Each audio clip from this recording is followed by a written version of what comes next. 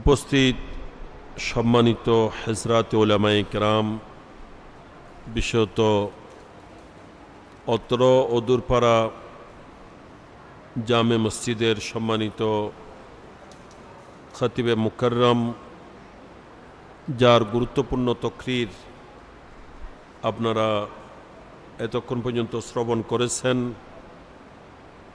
আলহামদুলিল্লাহ, ইনি একজন উপযুক্ত আলেম, যিনি মাদ্রাসায় খেদমত করছেন, কোরআন ও হাদিসের দরজ দেন। এরকম যোগ্য আলেম, গুরুত্বপূর্ণ তকরির আপনারা ওনার জবানে শুনেছেন। আল্লাহ পাক যা বয়ান হয়েছে সেগুলোর উপর আমাদেরকে আমল করার তৌফিক দান করুক। আমি সর্বপ্রথম আল্লাহ তাআলা শুকর আদায় করছি যে রব্বুল আলামিন আমাদেরকে নিজ গুণে দয়া করে মুহররমুল হারামের এই পবিত্র চাঁদ, যেটা সৃষ্টির শুরু থেকেই বড় গুরুত্বপূর্ণ, আল্লাহর বড় বড় কুদরতের স্মৃতি বিজড়িত, এই পবিত্র চাঁদে প্রিয় নবীর নুরানি আহলে বাইত, যারা আওলাদ রসুল, আহলে বাইত রসুল তথা শুহাদায়ে কারবালা রিদওয়ানুল্লাহি তাআলা আলাইহিম আজমাইনের স্মরণে অত্র আল্লাহর ঘর মসজিদে মাহফিল আয়োজন করার এবং রব্বুল আলামিন দয়া করে আমাদেরকে অত্র মাহফিলে হাজির উপস্থিত হওয়ার তৌফিক দান করেছেন। প্রত্যেকে শুকরিয়া আদায় উচ্চস্বরে বলি আলহামদুলিল্লাহ। আমরা এসেছি আল্লাহর ঘর মসজিদে, ঠিক কিনা? কার ঘর? আল্লাহর ঘর। আল্লাহর ঘর মসজিদ, যেটা পৃথিবীর বুকে আসমানের নিচে সবচেয়ে শ্রেষ্ঠতম একটা জায়গা। সুবহানাল্লাহ। এটা কি সবচেয়ে দামি শ্রেষ্ঠ জায়গা? হাদিসে পাকে আল্লাহ নবী যে জায়গাকে, যে মসজিদকে রিয়াজুল জান্নাহ বলেছেন, জান্নাতের বাগিচা। হাদিসে পাকে আসছে, আল্লাহ নবী বলছেন, ইজা মারারতুম বিরিয়াদিল জান্নাহ ফাকুলু মিন সামরাতিহা। যাক, ওইদিকে আমি যাচ্ছি না, কথা সংক্ষেপ। তো জান্নাতের বাগান যেটাকে বলা হয়েছে, আল্লাহ পাক আমাদেরকে জান্নাতের বাগানে, আল্লাহর ঘর মসজিদে আল্লাহর বাণী এবং আল্লাহর হাবিবের প্রিয় প্রিয় বাণী তথা কোরআন ও সুন্নাহর আলোচনা শোনার উদ্দেশ্যে, আল্লাহর তাহমিদ, তাকবীর, তাসবিহ, তাহলিল, জিকির ও আজকার করার লক্ষ্যে, আল্লাহর হাবিবের দরুদ ও সালাম আদায়ের উদ্দেশ্যে আমাদের জীবনের কিছুক্ষণ সময় এই মহৎ কাজে, এই বরকতময় অনুষ্ঠানে অতিবাহিত করার আল্লাহ তাআলা যে আমাদেরকে তৌফিক দিয়েছেন, আমি সকলের পক্ষ থেকে আল্লাহ তাআলার দরবারে অশেষ শুকর আদায় করছি। প্রত্যেকে শুকরিয়া আদায়তে উচ্চস্বরে বলুন আলহামদুলিল্লাহ। এই মাহফিলে কি আমরা আসছি, না আমাদেরকে আল্লাহ তৌফিক দিয়েছেন? যে জি, আমরা আমাদের গায়ের জোরে, বাহু বলে, নিজের শক্তিতে আমরা আসি নাই। গায়ের জোরে যদি আসা সম্ভব হতো, আমি মনে করি এই মসজিদে জায়গা হতো না, ঠিক কিনা? জি, এলাকা কি মানুষ এগুলা না আরো আছে? আরো অনেক মানুষ আছে না? সবাই কি আসতে পারেছে? আমরা আসতে পেরেছি, ওনারা আসতে পারে না। আমরা কি বেশি কাবিল? হ্যাঁ, আমরা কি বেশি যোগ্য? না, আমরা কাবিলও নয়, যোগ্য নয়, আমাদের মধ্যে বেশি ক্যাপাসিটি আছে তা নয়। আমরা যে এসেছি এটা সম্পূর্ণ মুনিবের দয়া। কার দয়া? আল্লাহর দয়া। কার দয়া? আল্লাহর দয়া।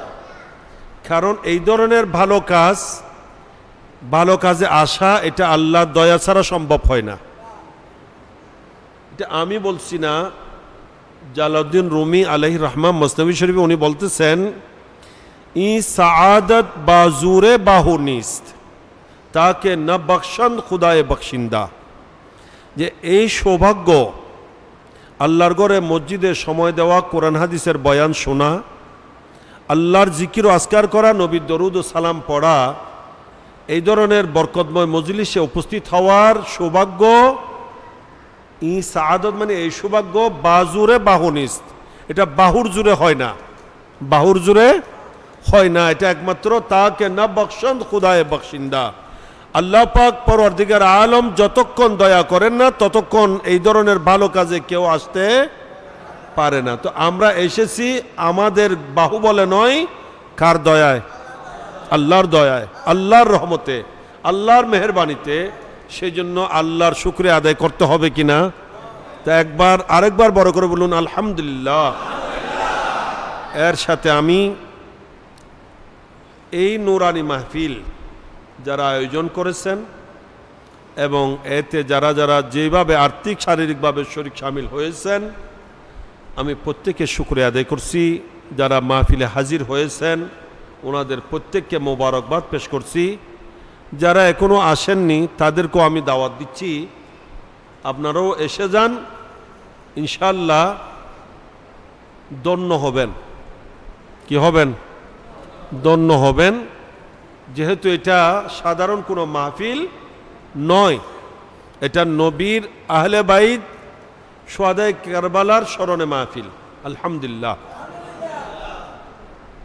আল্লাহ নবীর যারা আহলে বাইত, নবীর যারা আত্মীয়, তারা আমাদের কাছে সম্মানী কিনা? জি। কিসের কারণে? নবীর আত্মীয় হওয়ার কারণে। এরা শুধু আমাদের কাছে সম্মানী নয়, এদেরকে অন্তর থেকে মহব্বত করা এবং বাহ্যিকভাবে সেই মহব্বতের পরিচয় দেওয়া, মহব্বতে আছে সেটা প্রকাশ করা, এটা আল্লাহর পক্ষ থেকে সমস্ত ইমানদারের উপর ফরজ করা হয়েছে। সুবহানাল্লাহর আওয়াজ একটু বড় হবে না? কি করা হয়েছে? ফরজ বলেন না, কি করা হয়েছে? কে ফরজ করছেন? জি,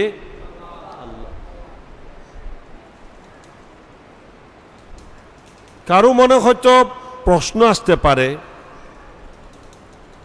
মনের মধ্যে একটা সংশয় আসতে পারে যে আমরা এই মাহফিল কেন করছি? শুহাদায়ে কারবালার স্মরণে মাহফিল না করলে কি হবে? এটা করার দরকারটা কি? বা এখানে কেন যাব? যাওয়াটা কি? কতদূর প্রয়োজন? ঠিক কিনা? বা এটা করলে আমার কি লাভ হবে? এরকম প্রশ্ন আসতে পারে না? কেন আমরা এই মাহফিল করব? কেন এই মাহফিলে অংশগ্রহণ করব? মাহফিলে যাব? এই মাহফিলে করলে বা এই মাহফিলে বসলে আমাদের কি লাভ হবে? এই ধরনের প্রশ্ন আসতে পারে।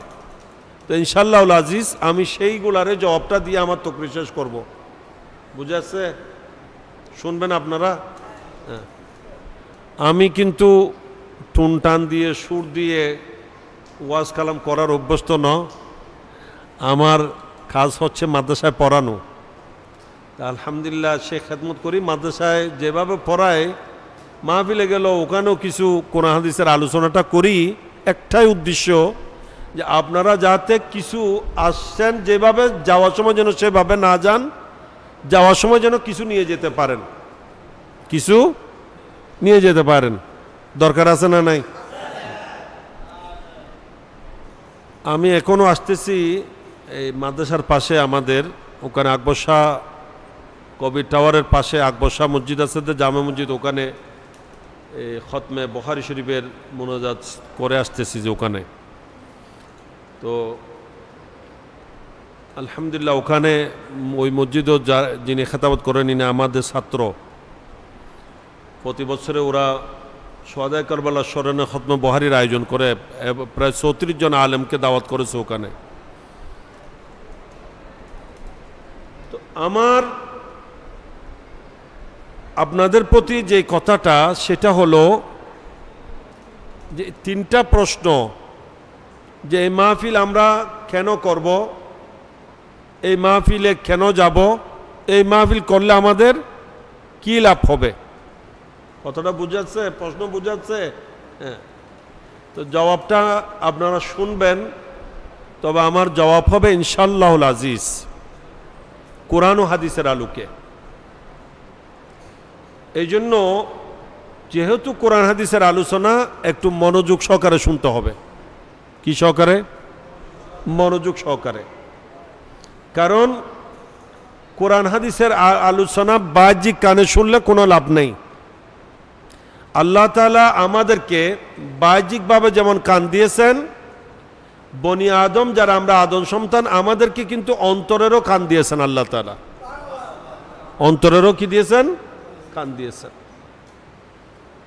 এই জন্য দুই ধরনের কান দেওয়ার কারণ কি? আল্লাহ বলেন দুনিয়ার যত কথাবার্তা এগুলা শুনবে বাহ্যিক কানে, আমি এবং আমার রসুলের যে আলোচনা এগুলা শুনবে অন্তরের কান দিয়ে। তাই জালাউদ্দিন রুমি আলাইহির রহমা বলতেছেন, ই সুখুন বা গু সে দিল বায়ত শুনুত, এগুলো ফার্সি ভাষা। যে এই কথাবার্তাগুলা কোরআন ও হাদিসের আলোচনাগুলা বা গু সে দিল, গু সে দিল মানে অন্তরের কানে, বায়ত শুনুত অন্তরের কানে শুনতে হয়, অন্তরের কানে শুনতে হয়। কারণ আল্লাহ তাআলা অন্তরের কান দিয়েছেন শুধু মানব জাতিকে, গুশে দিল মখসুস বনি আদমিস্ত, অন্তরের কান আল্লাহ তাআলা শুধু মানব জাতিকে দান করেছেন।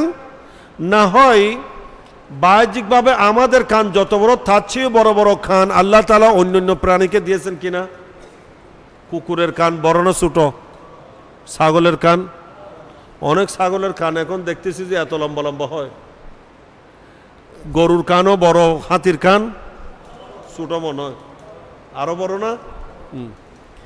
কিন্তু আল্লাহ তাআলা আমাদেরকে বাহ্যিকভাবে ছোট কান দিলেও অন্তরের মধ্যে আল্লাহ তাআলা আমাদেরকে বড় কান দিয়েছেন, যেটা অন্য কাউকে দেন নাই। আলহামদুলিল্লাহ।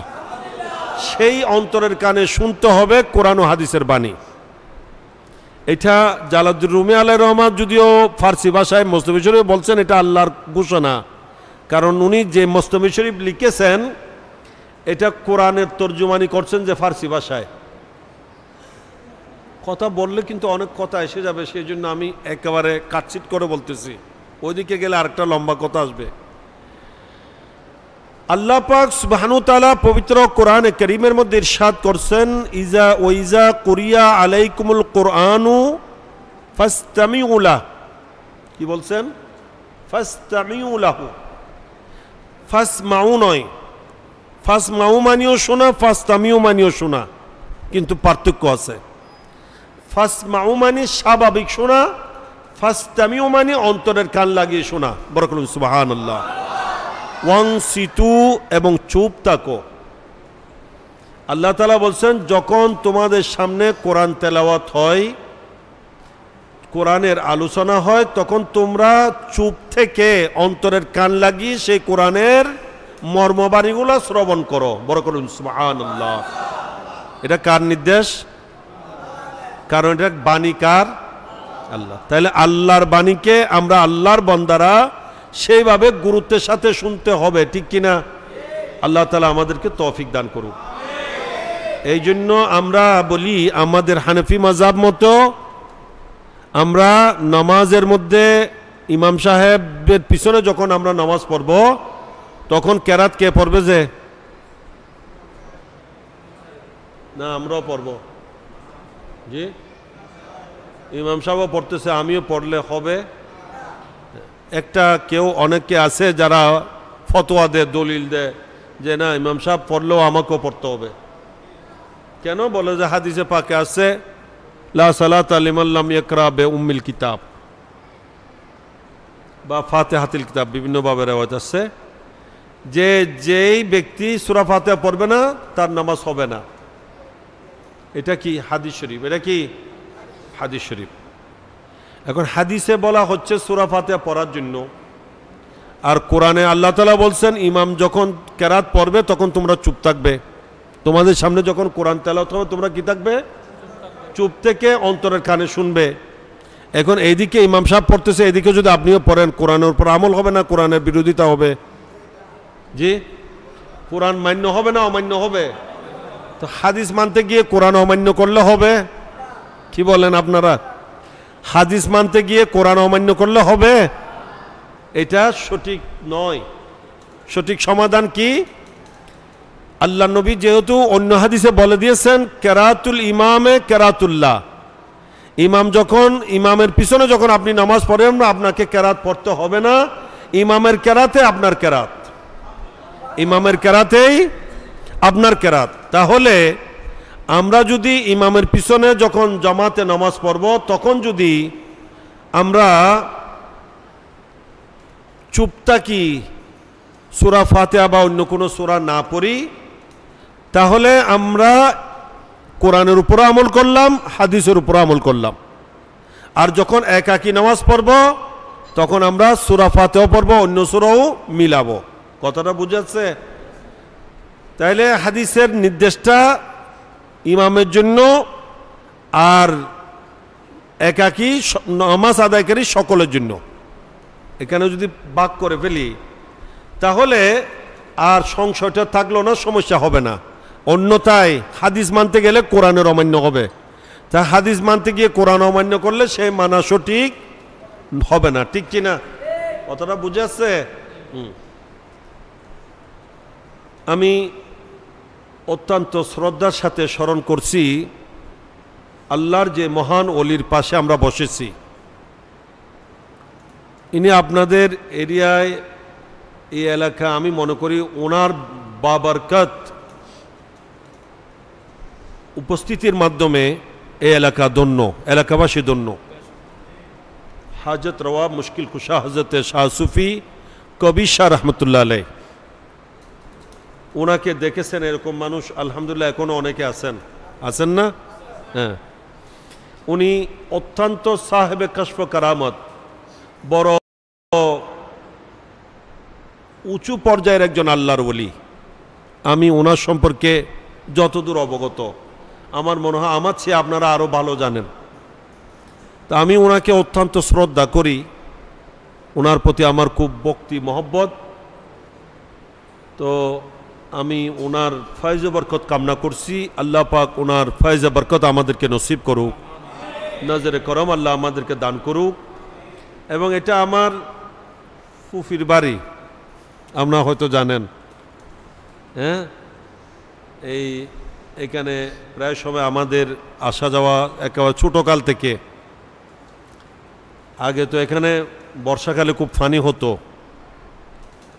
আগে বর্ষাকালে ফানি উঠতো এখানে। আমার ফুফির ঘর খুব উঁচুতে ছিল, কয়েক ধাপ উপরে ছিল, এটা বেয়ে উঠতে হইতো, ফানির সমস্যা ছিল। এখন তো আর হয় না মনে এরকম, আশা করি ইলে তো পানি না ওঠে এখন।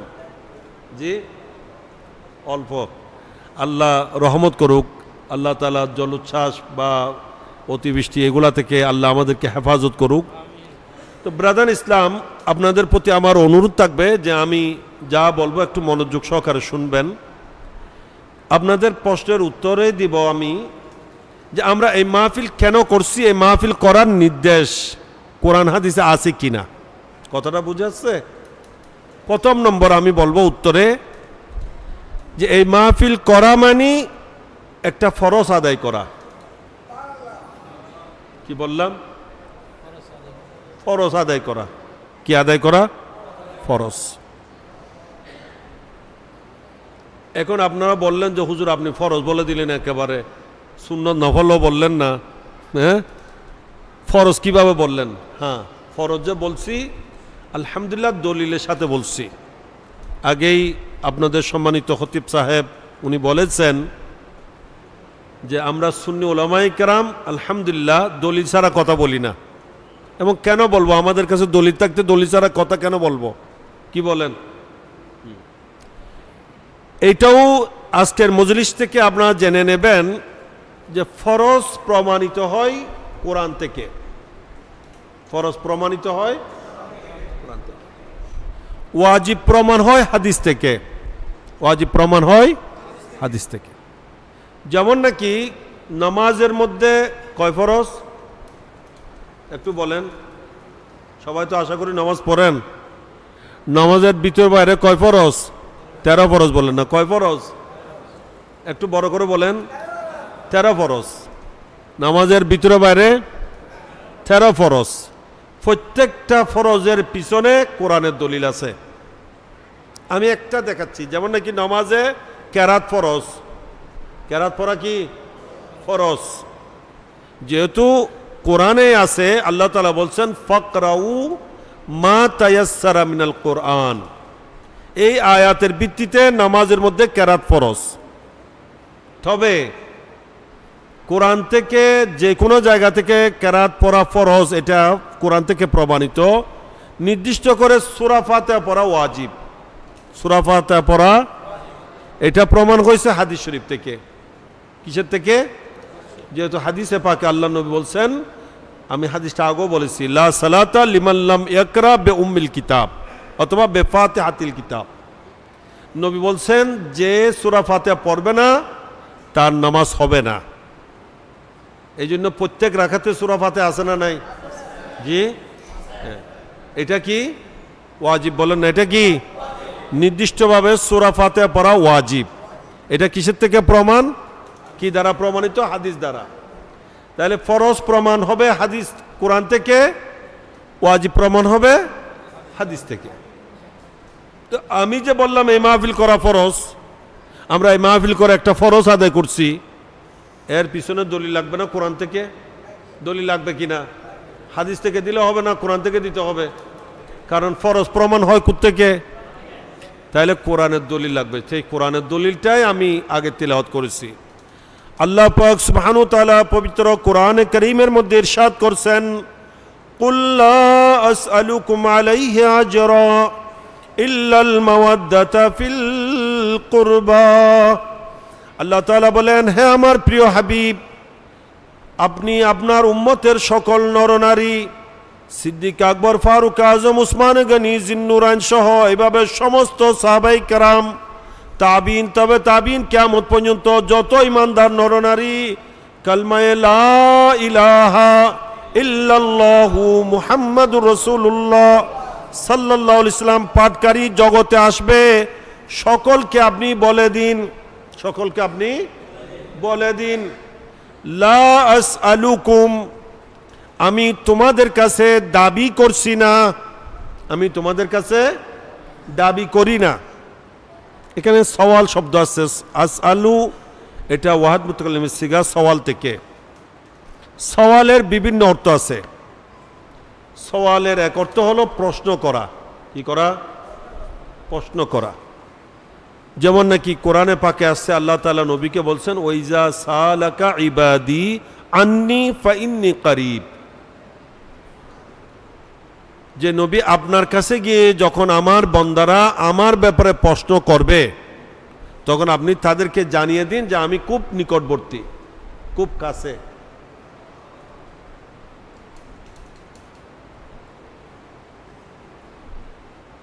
এখানে সওয়াল অর্থ প্রশ্ন করা। আবার সওয়ালের এক অর্থ হলো জিজ্ঞাসিত হওয়া, যাচাই বাছাই করা। যেমন নাকি কোরআনে পাকে আসছে, ওয়াকিফুহুম ফাইন্নাহুম মাসউলুন, কাল হাসরের মাঠে বলা হবে আল্লাহর পক্ষ থেকে যে তাদেরকে দাঁড় করাও, তাদেরকে দাঁড় করাও। কারণ ফাইন্নাহুম মাসউলুন, যেহেতু তারা জিজ্ঞাসিত হবে, তাদেরকে যাচাই বাছাই করা হবে, জিজ্ঞাসা করা হবে তারা দুনিয়াতে আমি এবং আমার রসুলের নির্দেশ মোতাবিক জীবন অতিবাহিত করেছিল কিনা, এই ব্যাপারে তাদেরকে যাচাই বাছাই করা হবে, জিজ্ঞাসা করা হবে। সুবহানাল্লাহ। এই আয়াতের মধ্যে সওয়ালের অর্থ জিজ্ঞাসা করা, যাচাই বাছাই করা। আবার সওয়ালের এক অর্থ আছে ভিক্ষা করা। কি করা? ভিক্ষা করে না মানুষ, এভাবে ভিক্ষা করাকে কি বলে? সওয়াল করা। যেমন নাকি কোরআনে পাকে আল্লাহ তাআলা বলছেন, লা ইয়াসআলুনান নাসা ইলহাফা, আল্লাহ বলেন আমার নবীর শহর মদিনায় পাকের ভিক্ষুকরা এমন যে তারা মানুষকে বিরক্তকর ভিক্ষা করে না। বরকত সুবহানাল্লাহ। আল্লাহ তাআলা নবীরও প্রশংসা কোরআনে করেছেন, নবীর শহরের মদিনা শরীফের প্রশংসা কোরআনে করেছেন, সেখানে মদিনা শরীফের ভিক্ষুকের প্রশংসা কোরআনে আল্লাহ তাআলা করেছেন।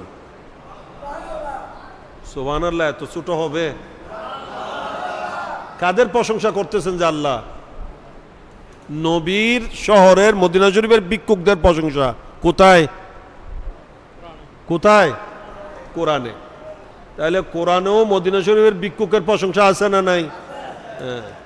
মদিনা শরীফ যেমন আল্লাহর কাছে প্রিয়, মদিনা শরীফের সব কিছু আল্লাহর কাছে প্রিয়। আল্লাহ বলেন অন্য জায়গার ভিক্ষুক আর মদিনা শরীফের ভিক্ষুক পার্থক্য আছে। মদিনা শরীফের যারা ভিক্ষুক তারা মানুষকে বিরক্তকর ভিক্ষা করে না। বরকত সুবহানাল্লাহ। এখনো পর্যন্ত আপনি মদিনা শরীফ যারা গিয়েছেন সৌভাগ্যবান, তারা দেখবেন ওখানে আপনি ভিক্ষুক খুঁজে পাবেন না। ভিক্ষুক আছে, হয়তো আপনার কাছে একবার চাইবে, আপনি বুঝতে পারবেন না, উনি টের করতে পারলেন তো ভালো, না হলে উনি চলে যাবেন আস্তে করে। হয়তো একবার আস্তে করে বলবে, হাত টানবে, এরপর দিলেন, না দিলে উনি চলে যাবে। উনি আপনাকে আরেকবার বলবেন না যে আমাকে কিছু দেন। বরকত সুবহানাল্লাহ। ওখানে সওয়ালত ভিক্ষা করা। সওয়ালত কি? ভিক্ষা করা।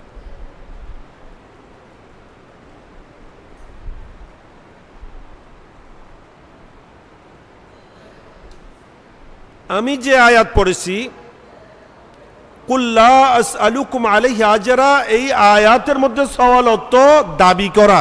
সওয়ালত কি? এই জন্য জায়গা বুঝে অর্থ নিতে হবে। সব জায়গায় এক অর্থ ধরে নিলে মিসগাইড হবে, গুমরা হবে। কথাটা বুঝে আছে? যেখানে যেই অর্থটা প্রযোজ্য সেখানে সে অর্থটাই নিতে হবে। আল্লাহ তাআলা বলছেন, নবী আপনি বলে দিন আপনার সকল উম্মতকে যে আমি নবী তোমাদেরকে দ্বীন ইসলাম দিয়েছি। তোমরা আল্লাহকে ভুলে মূর্তি দেবদেবতার পূজায় লিপ্ত হয়েছিলে। চন্দ্র সূর্য নক্ষত্রের পূজা করতে, অগ্নি পূজা করতে, পাথর পূজা করতে, গাছপালার পূজা করতে, কুফর ও শিরকের অন্ধকারে নিমজ্জিত ছিলে। তোমরা এই গুনাহ নাফরমানি কুফর ও শিরকি করার কারণে তোমরা যেতে যেতে জাহান্নামের একেবারে তীরবর্তী হয়ে গিয়েছিলে। ওকুনতুম আলা শাফা হুফরাতিম মিনান নার ফানকাযাকুম মিনহা, তোমরা একেবারে জাহান্নামের কাছে চলে গিয়েছিলে, আমি নবী সেখান থেকে টেনে টেনে তোমাদেরকে উদ্ধার করে জান্নাতি বানিয়েছি। এই দ্বীন ইসলাম তোমাদেরকে দেওয়ার জন্য, ঈমান দেওয়ার জন্য, কুফর শিরকের অন্ধকার থেকে উদ্ধার করতে গিয়ে, তোমাদেরকে তাসকিয়া পাক পবিত্র করতে গিয়ে আমি নবী যত কষ্ট স্বীকার করার সব কষ্ট স্বীকার করেছি। নবীর কষ্ট হয় নাই মনে হয়? দ্বীন ইসলাম প্রচার করতে গিয়ে নবীর কোনো কষ্ট হয় নাই মনে হয়? জি, মামুলি, অল্প স্বল্প? কেমন কষ্ট? সুবহানাল্লাহ। আমার নবী বলেন আমি এইভাবেই জুলুম অত্যাচার এবং কষ্টের শিকার হয়েছি। সকল নবীদের কষ্টকে এক পাল্লায় দিলেও আমার কষ্ট আরেক পাল্লায় দিলেও সমান হবে না। সুবহানাল্লাহ। আল্লাহর নবী এই দ্বীন ইসলাম প্রচার করতে গিয়ে মক্কায়ে মুআজ্জামায় বারংবার নির্যাতিত হয়েছেন, জুলুম অত্যাচারের শিকার হয়েছেন। নবীর পথে কাটা বিছানো হতো।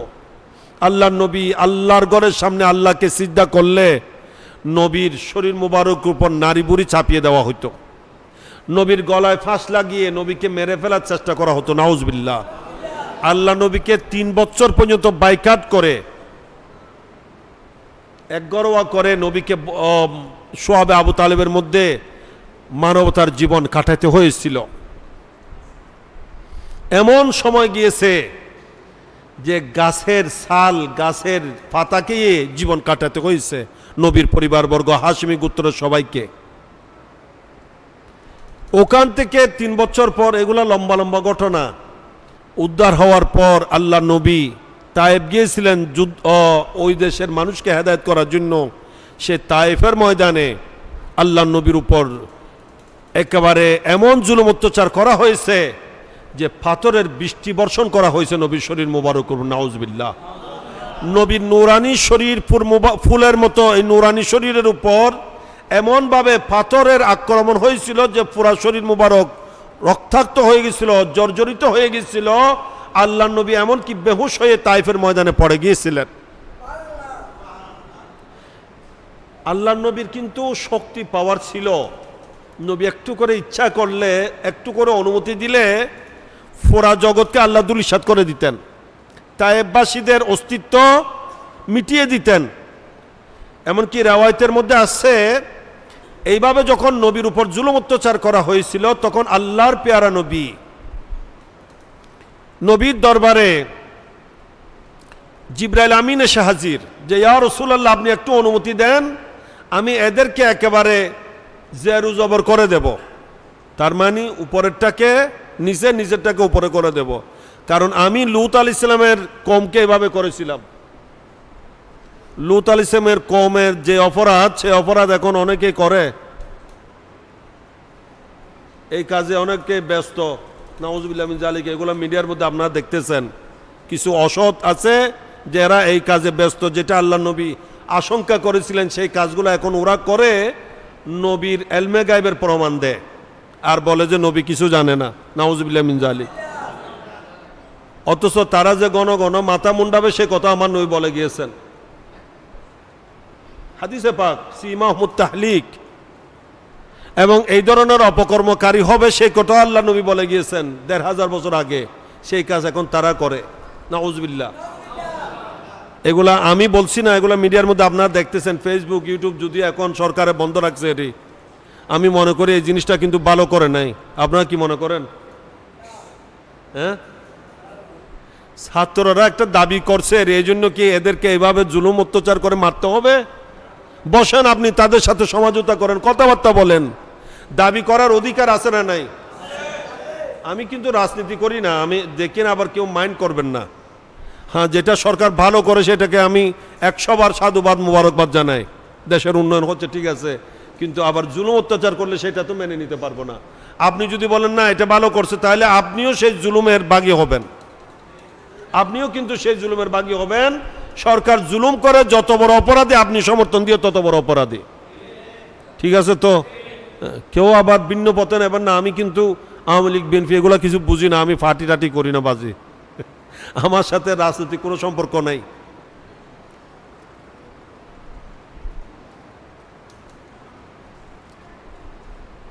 তো ফেসবুক, ইউটিউব এগুলাতে আপনারা এই সমস্ত ঘটনা বারংবার দেখতেছেন, পেপার পত্রিকা আর মিডিয়া আসতেছে। আল্লাহ পাক এই ধরনের দুচ্চরিত্র থেকে আমাদের সমাজকে হেফাজত করুক। প্রিয় ব্রাদার ইসলাম, জিবরাইল আমিন বলেন, ইয়া রাসূলুল্লাহ আপনি অনুমতি দেন, আমি জিবরাইল তাদের পুরা জমিনকে উলটপালট করে দেব, এদের জিন্দা কবর হয়ে যাবে, আমি এইভাবে শেষ করে দেব। পাহাড়ের মুয়াক্কেল ফেরেশতা এসে বলে, ইয়া রাসূলুল্লাহ আপনার অনুমতি না হলে তো পারি না, আপনি অনুমতি দেন, ২ পাহাড়কে এমনভাবে মিলিয়ে দিব তাদের অস্তিত্ব মুহূর্তের মধ্যে অনিস্তিত্বে চলে যাবে। সমুদ্রের মুয়াক্কেল ফেরেশতা বলে, ইয়া রাসূলুল্লাহ আপনি বললে তো আমি সুনামি দিয়ে শেষ করে দেব। তখন আমার নবী বলছিলেন, কেমন দয়াবান নবী, কেমন মেহেরবান নবী। আল্লাহর হাবিব বলছিলেন, আল্লাহুম্মা হদি কওমি ফাইন্নাহুম লা ইয়ালামুন। আল্লাহ আমার কওম, আমি তো গজব দেওয়ার জন্য আসি নাই, আমি তো লানত দেওয়ার জন্য আসি নাই, অভিশাপ দেওয়ার জন্য আসি নাই। আল্লাহ আমাকে তো আপনি বলছেন, ওয়া মা আরসালনাকা ইল্লা রাহমাতাল লিল আলামিন, সারা বিশ্ব জাহানের রহমত আমাকে বলেছেন। সুতরাং আমি তাদেরকে গজব দেওয়ার অনুমতি দেব না, আযাবের অনুমতি দেব না। আল্লাহ আমি দোয়া করছি আপনি তাদেরকে হেদায়েত করুন। তারা আমাকে জানছে না, বুঝছে না বলে আমাকে আক্রমণ করছে, জুলুম করছে। অন্যথায় তারা আমাকে জুলুম করতো না, আমাকে পাথর দিয়ে আঘাত করতো না, বরং আমার জন্য ফুল বিছিয়ে দিত। ঠিক কিনা? সে দয়াবান নবী, আমাদের নবী। আল্লাহ নবী বলেন, আমি তায়েফের মধ্যে রক্তাক্ত হয়েছি, উহুদের ময়দানে আমার দন্দান মুবারক শহীদ হয়েছে, মাথা মুবারকের উপর আঘাত হয়েছে। এভাবে আমি মক্কা ছেড়েছি তোমাদেরকে দিন প্রচার করার জন্য, সঠিক পথে ডাকার জন্য, আল্লাহমুখী করার জন্য, জান্নাতি বানানোর জন্য। এভাবে আমার জীবনে আমাকে বারংবার বিভিন্ন রকমের জুলুম অত্যাচারের শিকার হতে হয়েছে। এত কিছু করেছি তোমাদেরকে পরকালে জাহান্নাম থেকে উদ্ধার করার জন্য, তোমাদেরকে জাহান্নাম থেকে রক্ষা করে জান্নাতি বানানোর জন্য। আমার কলিজার টুকরা দুই নাতি, প্রাণের চেয়েও যাদেরকে আমি বেশি মহব্বত করি, সেই নাতিদের শাহাদতকেও আমি নবী মেনে নিয়েছি তোমাদের জন্য। ঠিক কিনা? ইমামে আলী মাকাম সাইয়েদনা ইমামে হুসাইন কারবালার ময়দানে শহীদ হবেন নবী জানতেন কিনা? জি, হাদিসে পাক, অস্বীকার করার কোনো সুযোগ নাই। আল্লাহর নবী যেদিন ইমামে আলী মাকাম সাইয়েদনা ইমাম হুসাইন রাদিয়াল্লাহু তাআলা জগতে এসেছেন, সেই দিনেই ওনার নবীর সাসিজান হযরত উম্মুল ফাদল, কি নাম? উম্মুল ফজল, এটা আব্বাস রাদিয়াল্লাহু তাআলা আনহুর বিবি। উনি ইমাম হুসাইনকে নিয়ে নবীর কুলে দিলেন, কুল মোবারকে দিলেন। আল্লাহ নবীর নাতিকে দেখে খুশি হলেন। পরক্ষণে দেখা যাচ্ছে আল্লাহ নবীর দুই চোখ মুবারক দিয়ে পানি গড়িয়ে পড়তেছে, নবী কাঁদতেছেন। তখন সাসিজান বললেন যে নবী, ইয়া রাসূলুল্লাহ, এখন তো খুশি হওয়ার কথা, আপনি কাঁদতেছেন কেন? তখন আল্লাহ নবী বললেন, সায়ুক্তালু ইবনি হাজা, অতি সত্বর একটা সময় আসবে আমার এই নূরানী সন্তানকে আমার উম্মত দাবিদার একটা গোষ্ঠী দাওয়াত করে নিয়ে তাকে শহীদ করে দেবে। জিবরাইল আমিন আলাইহিস সালাম ওই জায়গার কিছু মাটিও আমার কাছে পৌঁছে দিয়েছে, এই জন্য আমি ওই ঘটনার জন্য চোখের পানি ছেড়ে কাঁদতেছি। জি, বড় করুন সুবহানাল্লাহ। তাহলে ইমামে আলী মাকাম শাহাদত বরণ করবেন 57 বছর বয়সে। 57 বছর আগেই আল্লাহ নবী ওনার জন্য কেঁদেছেন। কথাটা বুঝাচ্ছে? কারবালার ঘটনা এটা এমন ঘটনা যে অন্য সব দুর্ঘটনা ঘটার পর মানুষ কাঁদে, আর কারবালার ঘটনা এটা এমন ঘটনা যেটা ঘটার আগেই আল্লাহ নবী এটার জন্য কেঁদেছেন। বরকত সুবহানাল্লাহ। তাইলে নবী জানতেন কিনা? জি, জানতেন। শুধু নবী না, নবীর পরিবারের প্রত্যেকে জানতেন। যেহেতু সময় কম, আলোচনা করলে লম্বা হয়ে যাবে, না হয় এটার উপর আমি কারবালার ঘটনা যে সবাই জানতেন এটার উপর ঘন্টা আনিক আলোচনা করা যাবে, একেবারে কমে হইলেও। মৌলা আলী রাদিয়াল্লাহু তাআলা আনহু দিওয়ানে আলী, এগুলো আগে মাদ্রাসায় পড়ানো হতো, আমরা পড়েছি দিওয়ানে আলী, আগে মাদ্রাসা তাসিল, ওখানেও রয়েছে। মৌলা আলী রাদিয়াল্লাহু তাআলা এটার উপর কসিদা লিখে গিয়েছেন। উনি সিফফিনের যুদ্ধ থেকে আসার সময় কারবালার ময়দানে হাজির হয়ে ওখানে কাপড় খুলে উনি ওখানে মাটিতে গড়াগড়ি করতেছিলেন। সবাই বললেন যে আপনি আমিরুল মুমিনিন, খলিফাতুল মুসলিমিন, আপনি সাহেব বেলায়েত, মুশকিল কুশা, মৌলায়ে কায়নাত মৌলা আলী, আপনি কেন এই জায়গায় এই ময়দানে এইভাবে গড়াগড়ি করতেছেন? তখন মৌলা আলী রাদিয়াল্লাহু তাআলা উত্তর করেছিলেন যে আমি জানি একদিন এই জমিনে আমার নুরানি বেটা ইমামে হুসাইনকে শহীদ করা হবে, এই জায়গায় আমার হুসাইনের লাশ পড়ে থাকবে, সেই কথা মনে করে আমি এখানে কাঁদতেছি আর এই জমিনে গড়াগড়ি দিচ্ছি। আমি কিছু কথা এখানে বলে যাচ্ছি, এগুলা বাতাসের মধ্যে সংরক্ষণ থাকবে। একদিন আমার হুসাইন যখন এই জমিনে আসবেন, এই ময়দানে, তখন বাতাস যেন আমার কথাগুলো ইমাম হুসাইনকে পৌঁছিয়ে দেয়। বড় করুন সুবহানাল্লাহ।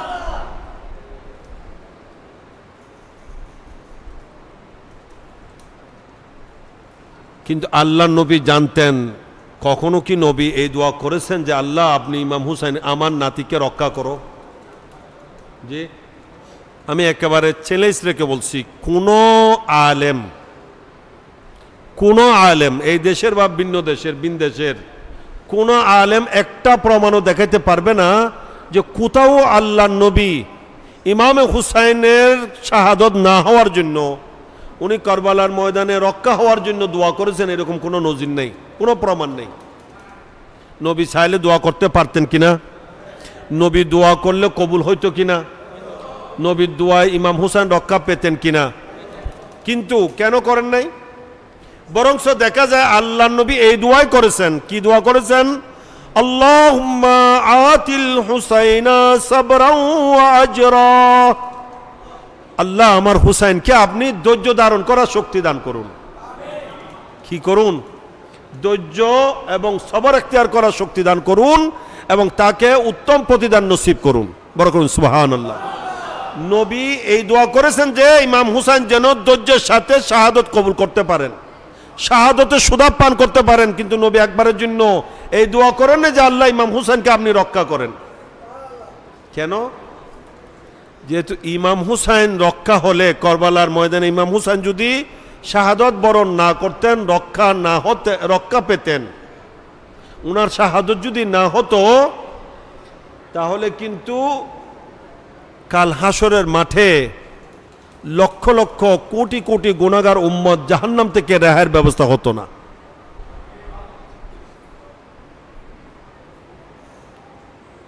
দলিল কোথায়? হাদিস শরীফ, মেশকাত শরীফ ও হাদিস বিদ্যমান। আল্লাহ নবীর বিবি হযরতে মা উম্মে সালমা রাদিয়াল্লাহু তাআলা আনহা এবং নবীর অন্যতম সাহাবী রাইসুল মুফাসসিরিন হযরতে সৈয়দনা আব্দুল্লাহ ইবনে আব্বাস রাদিয়াল্লাহু তাআলা আনহুমা থেকে হাদিস বর্ণিত হয়েছে, মেশকাতের মধ্যে হাদিস বিদ্যমান। ইনারা বলছেন যে আমরা 61 হিজরির 10 মুহররম জুমাবার দুপুর বেলায় যখন বিশ্রাম করছিলাম, কাইলুলা করছিলাম, তখন আমরা আল্লাহর নবীকে স্বপ্ন দেখলাম। নবীকে কি দেখলাম?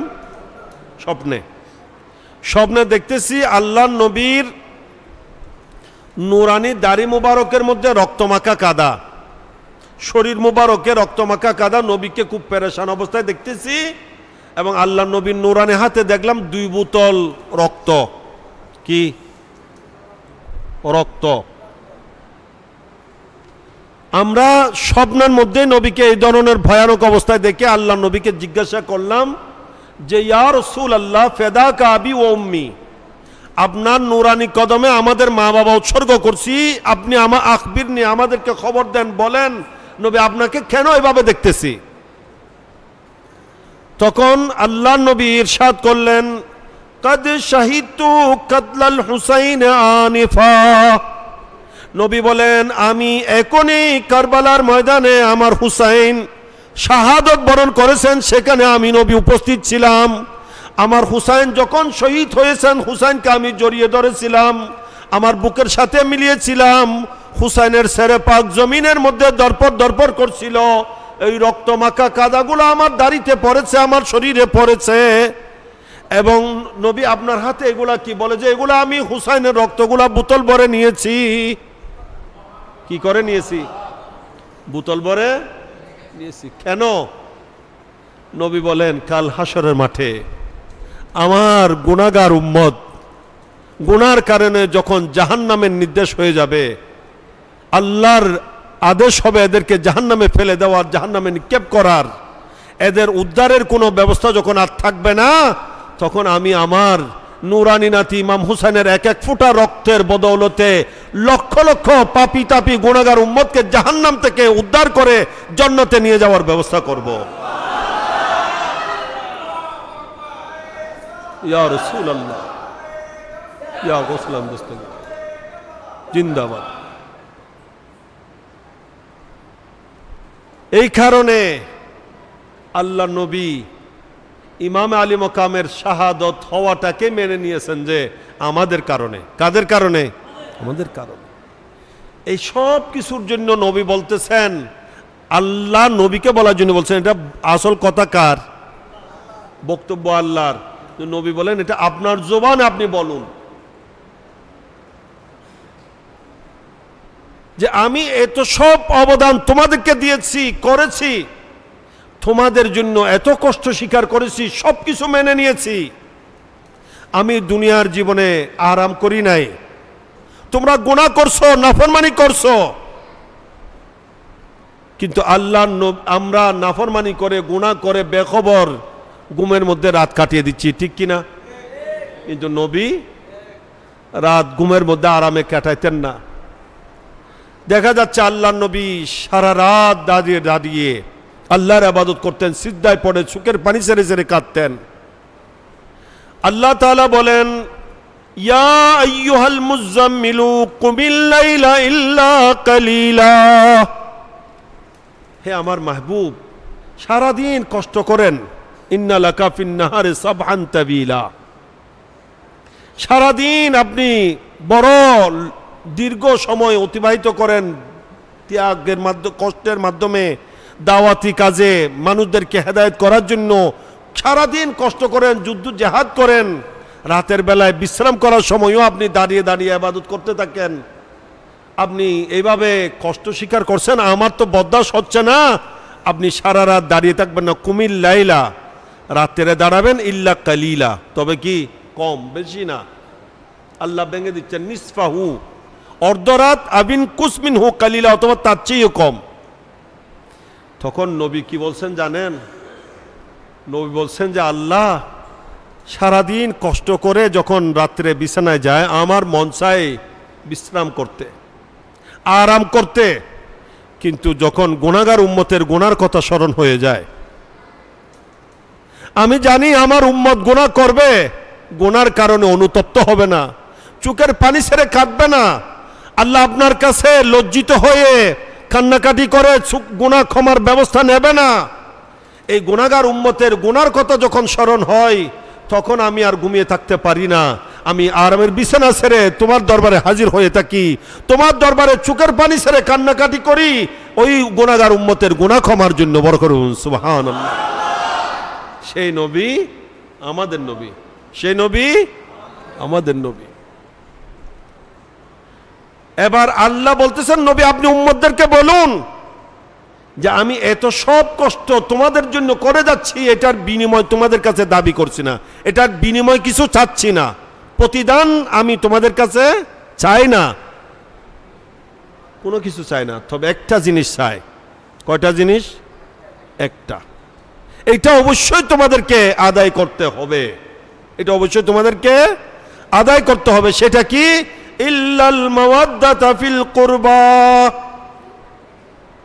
যে আমি নবীর যারা কারাবদ্দার, আমার যারা রিশতাদার, আত্মীয় স্বজন, তাদেরকে অবশ্যই তোমাদেরকে মাওয়াদ্দাত মহব্বত করতে হবে,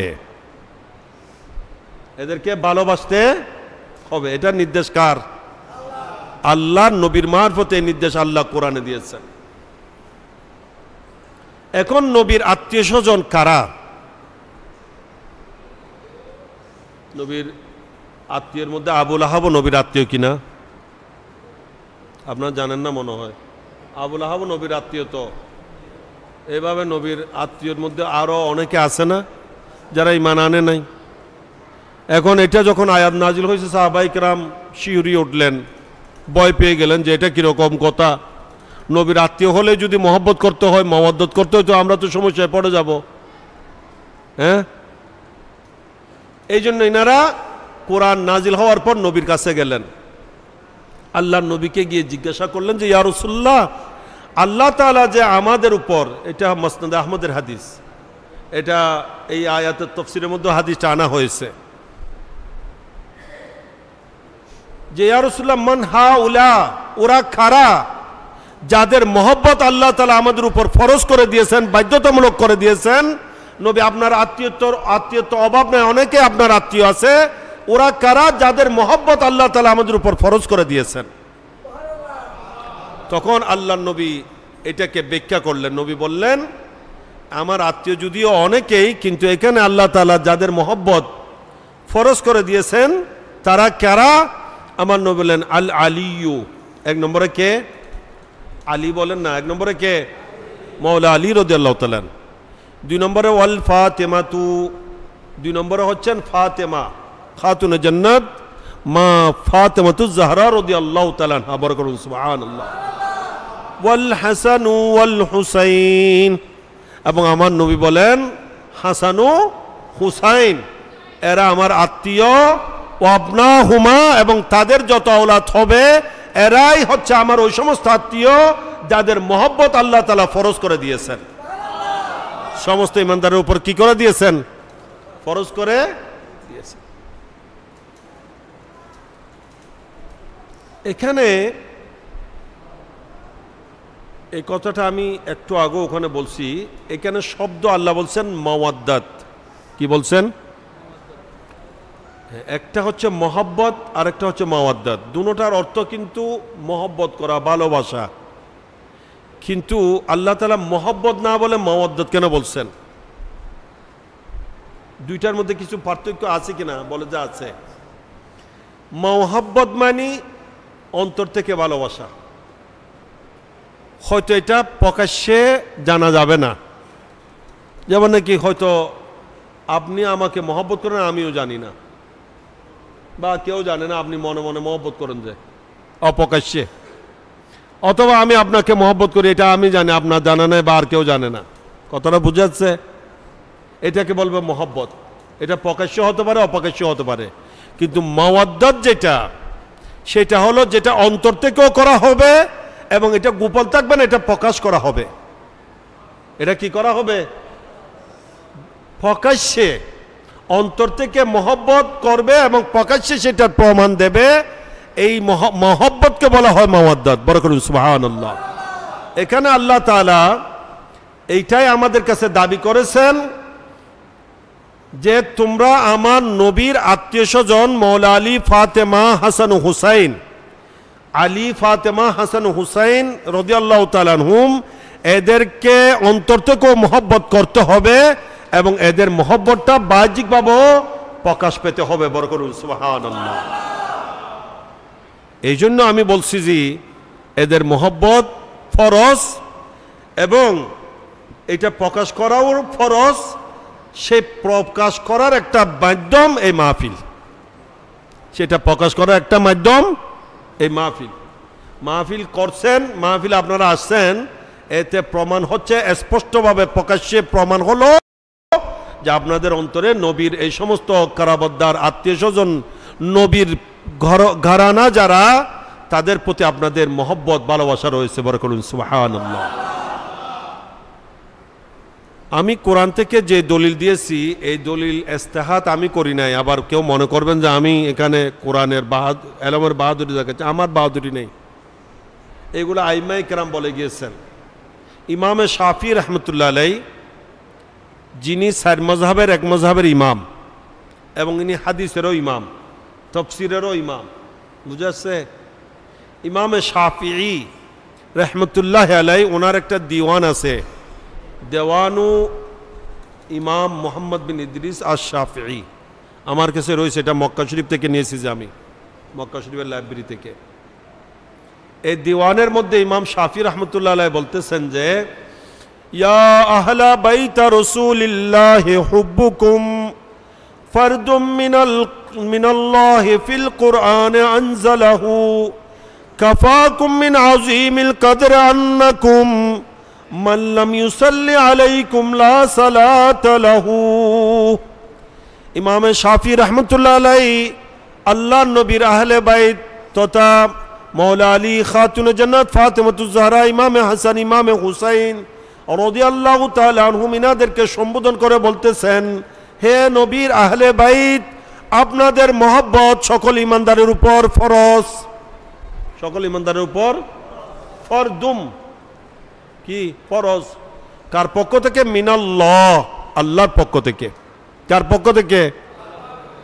কোথায়? ফিল কোরআনে আনজালাহু, ওই কোরআন, যে কোরআন আল্লাহ নাজিল করেছেন, সেই কোরআনে আল্লাহ তাআলা আপনাদের মহব্বতকে ফরজ করে দিয়েছেন। বরকত সুবহানাল্লাহ। এরপর উনি এর পরের মিসরায় যেটা বলছেন সেটা কি? বলে যে আপনাদের সম্মান তো এতদূর যথেষ্ট। কাফাকুম মিন আযীমিল কদর আন্নাকুম মান লাম ইউসাল্লি আলাইকুম লা সালাতা লাহু। একজন নামাজি আল্লাহর ওয়াস্তে উসাল্লি আলিল্লাহ তাআলা বলে নামাজ আদায় করতে গিয়েছে, সে নামাজের মধ্যে তাকবীর বলেছে, কিয়াম করেছে, কেরাত করেছে, রুকু করেছে, সিজদা করেছে, কুদা করেছে, তাশাহুদ পড়েছে, সব কিছু করার পরও তার নামাজ অতক্ষণ কমপ্লিট হবে না, নামাজ হবে না যতক্ষণ সেই নামাজের উপর আপনাদের উপর দরুদ পড়বে না। বরকত সুবহানাল্লাহ। নবীর নূরানি আহলে বাইত যারা, তাদের উপর দরুদ পড়তে হয় কিনা? জি। কোথায়? নামাজে বলেন না, কোথায়? আপনারা সবাই আলহামদুলিল্লাহ নামাজ পড়েন তো? জি। যারা নামাজি তারা তো মসজিদে এসেছে, যারা বেনামাজি যারা মসজিদে আসে নাকি? আসে না তো। মাহফিলটা বাইরে হলে ঠিকই আসতো, এখানে আসে না যে কেন? যেহেতু মসজিদ, এত বলে যে আমি তো নামাজে যাই না, মাহফিলে কেমনে যাব? এরকম অনেক আছে না। মুসলমান কি কথা বলে না, মুসলমান, হ্যাঁ, কিন্তু এই মসজিদ ভিতরে কিরকম এখনো দেখে না। এরকম এলাকায় মানুষ থাকতেও পারে।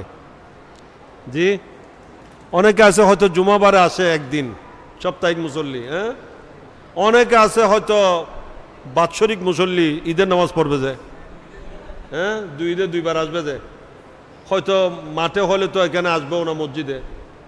আর অনেকে আছে শুধু জানাজা নামাজ পড়ে যে, বলে যে খাইটা তো নি না হাত দ্বারা হইতো না, আমি তিয়ের মধ্যে হামসারের তাইলে যাইতে দিদি এটা তো রুকুসিস দা গরম নফজের নামাজ ইনফরিব দিতে, ঠিক না? থুট ডইলে বেড়া না, জানাজা পড়লেও কি হইব, না পড়লেও কি হইব, হ্যাঁ, নামাজ নাই, খালাম নাই, দিন নাই, ধর্ম নাই।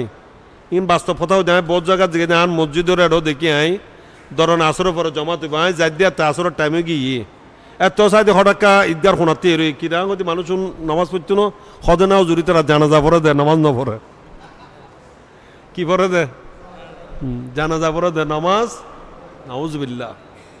হাই হাই আফসোস। আগে আপনাদের সম্মানিত খতিব সাহেব বয়ান করেছেন, ইমাম আলী মকাম কারবালার জমিনে 3 দিনের পিপাসিত, 3 দিনের ক্ষুধার্ত, সুখের পর সুখে শোকাহত,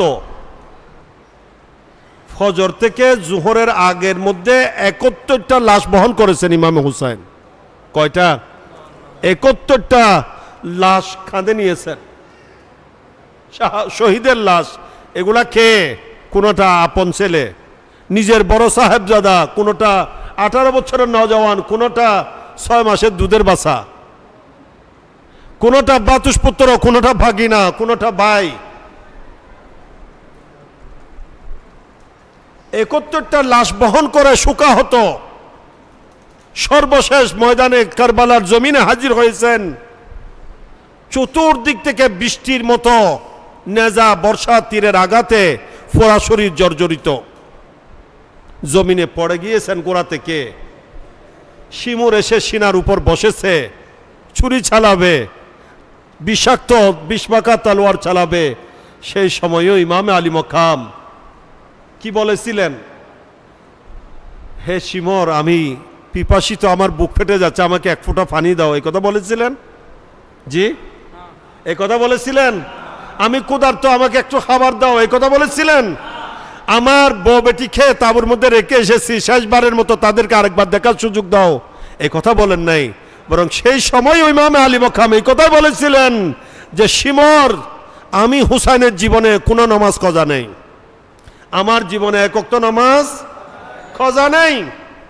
আজকে জুমাবার সারা জগতের মুসলমান নামাজ আদায় করতেছে, আমার তো নামাজ পড়ার সুযোগ হয় নাই। তুমি আমাকে 2টা রাকাত নামাজ পড়ার সুযোগ দাও, আমি তোমার সাথে ওয়াদা করছি কাল হাসরের মাঠে যতক্ষণ তোমাকে আমার সাথে জান্নাতে নিয়ে যেতে পারবো না, আমি হুসাইনও জান্নাতে যাব না।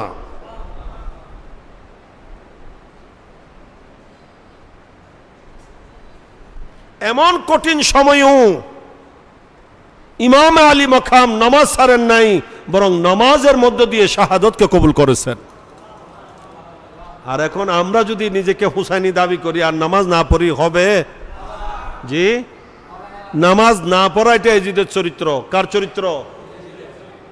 এটা যদি আমার স্বভাব হয়, আর আমি ইমাম হুসাইনের ফাতিহা করলাম ঘরের মধ্যে, একেবারে 2টা মুরগি জবে করে, হ্যাঁ, দুরুস মুসরা ব্যাকিং করে হাইলাম, কিন্তু নামাজ পড়ানোর দ্বারা আছে নাই, ওইবনি? জি,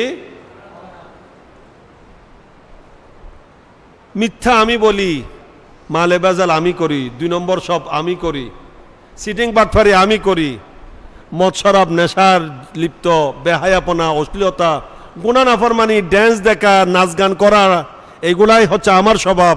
আর আমি যদি নিজেকে হুসাইনি মনে করি, হবে? এগুলা কাজ স্বভাব, এজিদের স্বভাব। তাই আগে আমাদেরকে এগুলা পরিহার করতে হবে কিনা? জি, আল্লাহ পাক সেই তৌফিক আমাদের দান করুক। ব্রাদার ইসলাম, আল্লাহ বলছেন এদেরকে মহব্বত তোমাদেরকে অবশ্যই করতে হবে। আমরা এমনকি নামাজের মধ্যে ওনাদের উপর দরুদ পড়তে হবে। আল্লাহুম্মা সাল্লি আলা সাইয়্যিদিনা মুহাম্মদ ওয়া আলা আলি সাইয়্যিদিনা মুহাম্মদ, আছে না নাই? আলহামদুলিল্লাহ, আমরা আহলে বাইত রসুল, আওলাদ রসুলের উপর দরুদও পড়ি, ইনাদেরকে মহব্বতও করি। আর কিছু আছে ইনাদের নামাজে তো দরুদ পড়ে, ইনাদের উপর নামাজ শেষ করে ওনাদের গলার উপর ছুরি চালায়, আছে না? এখনো সেই এজিদ বাহিনী কিছু আছে না? না, এজিদের দূষর যারা এখনো নামাজও পড়ে, আবার সুযোগে পেলে মিম্বরে মসজিদে দাঁড়িয়ে বলে যে ইমাম হুসাইন দোষী ছিলেন, ইমাম হুসাইন ক্ষমতার লোভে লড়াই করেছেন, নাউজুবিল্লাহ। এজিদকে আমিরুল মুমিনিন বলে, আছে না? এজিদকে রাদিয়াল্লাহু তাআলা বলে, এরকম আছে না? হযরত ইয়াজিদ রাদিয়াল্লাহু তাআলা এরকম বলে যে অনেক পীরও আছে, নাউজুবিল্লাহ। এগুলো আপনারা ইউটিউবের মধ্যে দেখতেছেন। তাই সাবধান, করবারার জমিন আমাদেরকে পার্থক্য করার শিক্ষা দিয়েছে হক আর না হকের মধ্যে। ওখানে দুইটা দল ছিল, কিন্তু একটা মুসলমান আর একটা ইহুদি, নাকি ইহুদি ছিল, নাসারা, কাফির, মুশরিক, হিন্দু, বৌদ্ধ, ছাকমা নয়, এরাও দাড়ি টুপিওয়ালা ছিল, আবাকাবা জুব্বাওয়ালা ছিল, নামাজি হাজি গাজি ছিল, ওখানে হাফিজে কোরআন, আলেমে দিন, মুফাসসিরে কোরআন, মুহাদ্দিস ওখানে ছিল, মুফতি ছিল, ঠিক কিনা? তবে ওদের মধ্যে নবীর মহব্বত, নবীর আওলাদের মহব্বত ছিল না। তা ওরা কি হক না না হক? কারবালার জমিন আমাদেরকে শিক্ষা দিচ্ছে, আমাদেরকে দেখতে হবে। শুধু বাহ্যিক বেশভূষা, দাড়ি টুপি, আবাকাবা দেখে দুকা গেলে হবে না, আমাদেরকে দেখতে হবে এরা কোন মুসলমান। ইসলাম দুই দ্বারায় বিভক্ত, মুসলমান দুই দ্বারায় বিভক্ত, একটা হুসাইনি ইসলাম আর একটা এজিদ ইসলাম। একটা হুসাইনি দ্বারা মুসলমান আর একটা এজিদি দ্বারার মুসলমান, ঠিক কিনা? তা আমাদেরকে সিদ্ধান্ত নিতে হবে আমরা কোন দ্বারায় চলবো, ঠিক কিনা? আল্লাহ পাক আমাদেরকে সেই কথা বুঝে চলার তৌফিক দান করুক। আমার কথা ছিল প্রশ্নের উত্তর দেওয়া। একটা প্রশ্ন, এই মাহফিল কেন করছি বললাম যে এটা কি আদায় করছি? ফরজ। আচ্ছা, শেষ আর কত শেষ হয়েছে?